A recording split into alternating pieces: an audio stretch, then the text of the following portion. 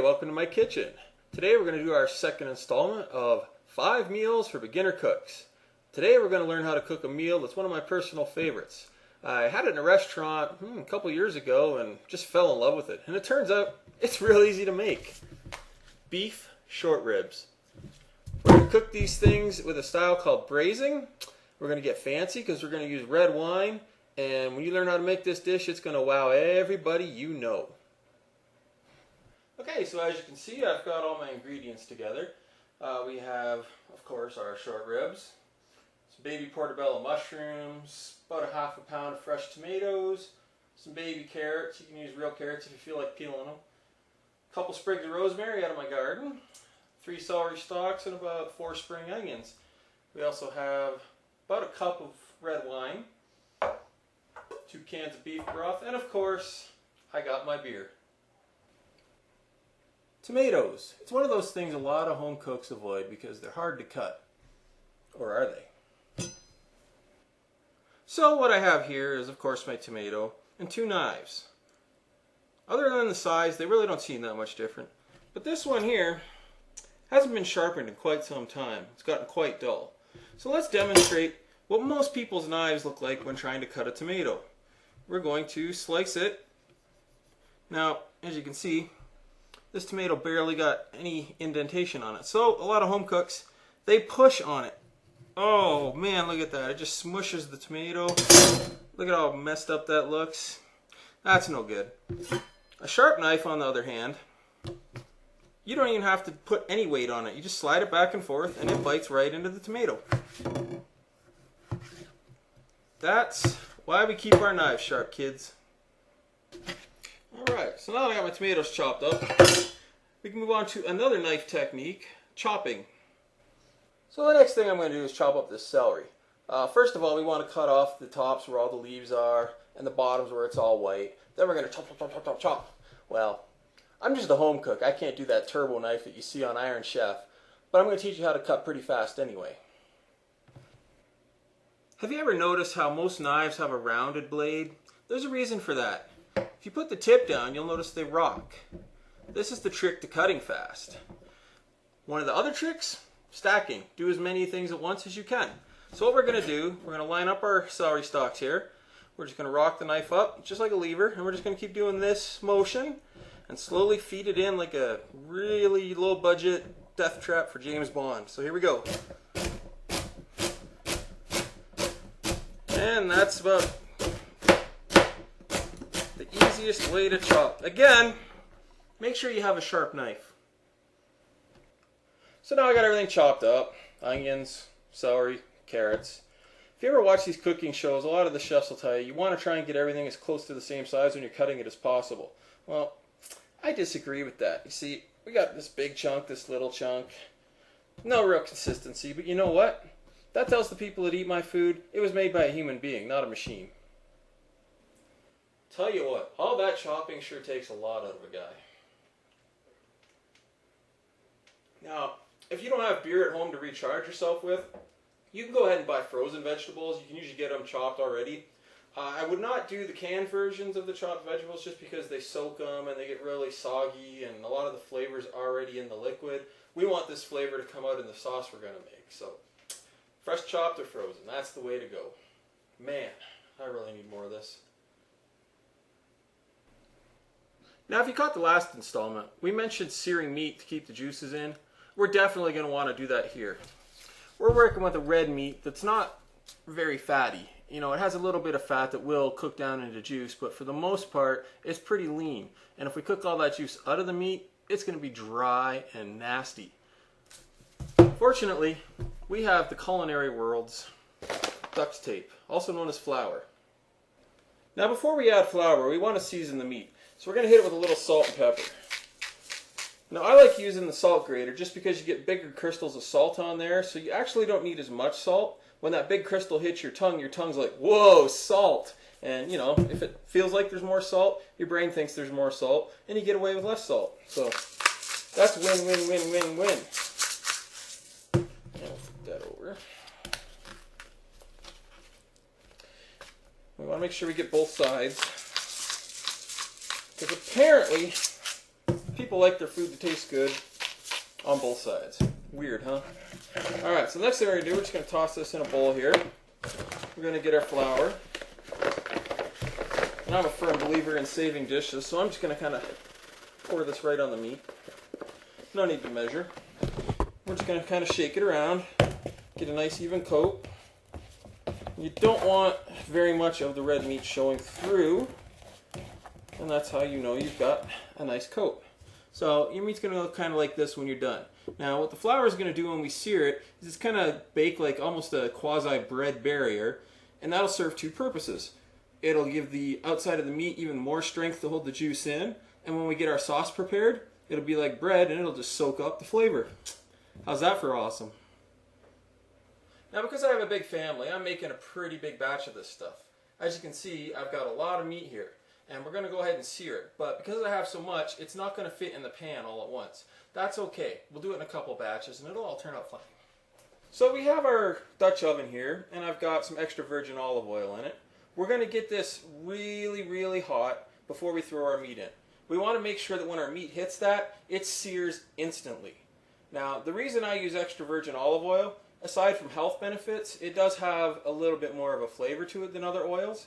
And what that's going to do is it's going to make our meat just that much more savory. Now while we're waiting for our oil to heat up, it's a great time to refuel. Now if everybody was paying attention to the last installment, we can make sure that it's done just by putting a wooden spoon or a chopstick in. See how it's bubbling? Yep, it's ready to cook.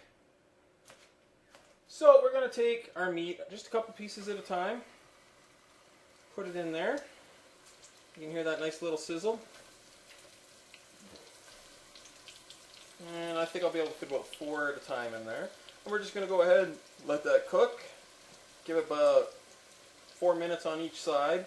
And that's all 4 sides, by the way. Don't just flip it. You want to make sure that that stuff gets seared all around. Alright, we're looking good down here. It's just about ready to take out and get our next batch on. Yeah, let me just show you what this looks like here. Look at that, nice and crispy on the outside, really dark. It's going to be nice and red on the inside still. And that's a good thing, because we're going to be cooking this for about 2 hours after we're done this. Alright, so the last of our meat is just finishing up here.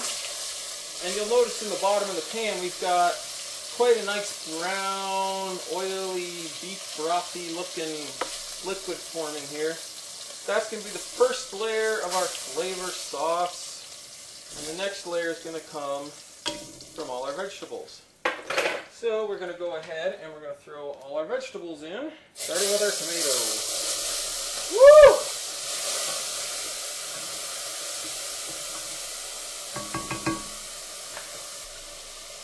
And we'll get everything else in here. I don't want to make a mess all over my countertop. You don't see Gordon Ramsay throwing food everywhere, but that's how I roll. And we'll hit it with just a small handful of these baby bella mushrooms. We don't need, well, maybe a bit more than a small handful. We don't need too much. They got like such a meaty flavor that they're going to like shrink, and all the juices from the mushrooms are going to mix in. And for the most part, all the stuff that's in the pot right now, we're not even actually going to eat. It's just going to be the base of our sauce. We're basically making a vegetable beef stock type thing right now. So we want to get all these flavors cooked into the oil we have before we get our sauce going. Now all my vegetables are cooking down. I'm just going to take another little opportunity to refuel. Now it's hard to see right now, but what we're looking for is the white part of our spring onions to just be starting to turn brown. That means that they're just starting to caramelize. We don't want to cook them much more beyond that or they will burn. And since we're about there now, what we're going to do is we are going to put our meat back in right on top of this vegetable mix. Load that sucker up. Look at how good this meat looks too. You'd never know that it was pink in the middle right now. But that's what we want. Nice half-cooked meat. And then we're going to hit it with the red wine. Now, when you're doing alcohol, don't lean over your pot and breathe because that alcohol is going to evaporate. And unless you got a really bad cold, you probably don't want to be breathing in pure alcohol vapor. Then again, you might. Of course, if you came prepared, you don't need to breathe alcohol. You're set. Our pot's been boiling for almost 3 minutes now, and the smell of the wine is starting to let up, so it's time to add our beef broth. Now while that's boiling, I'm going to take a big scoop of flour and just throw it in my can. Again, saving dishes. And then I'm going to put some cold water in here and stir it all up.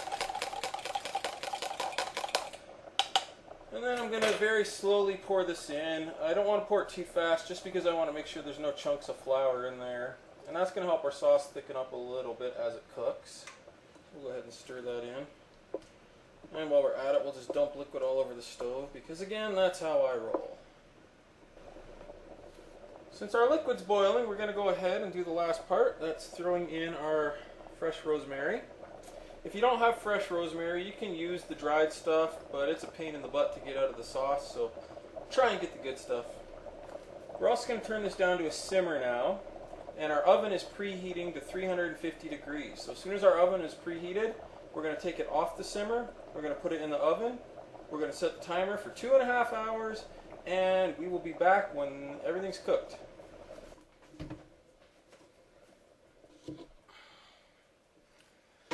There we go.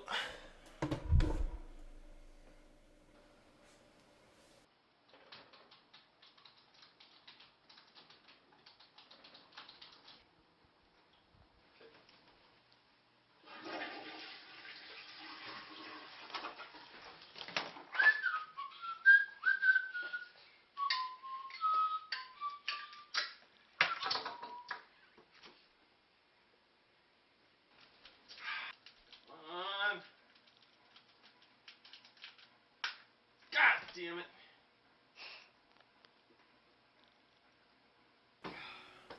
Now, the traditional way to serve this dish is with mashed potatoes. That way you can put the sauce on the potatoes and it's just like a really awesome gravy. And I just happen to have a super secret family recipe for mashed potatoes. It's been in my family for 1 generation. You ready for this? That's right. Idahoan real premium mashed potatoes in the big red box. Found at your local Sam's Club. Now I know what you're thinking. That's not a secret recipe. Anybody can use instant mashed potatoes. You're wrong. You need to be a Sam's Club member, damn it, because these aren't just normal potato flakes. Check this out. These suckers are big old chunks of real dehydrated potato. And that saves a lot of time, but it tastes just like homemade. So take that, naysayers. Alright, so it's finally done. What we're going to do here is we're going to take some tongs, because this is really hot, and we're just going to pull out all the meat, set it aside.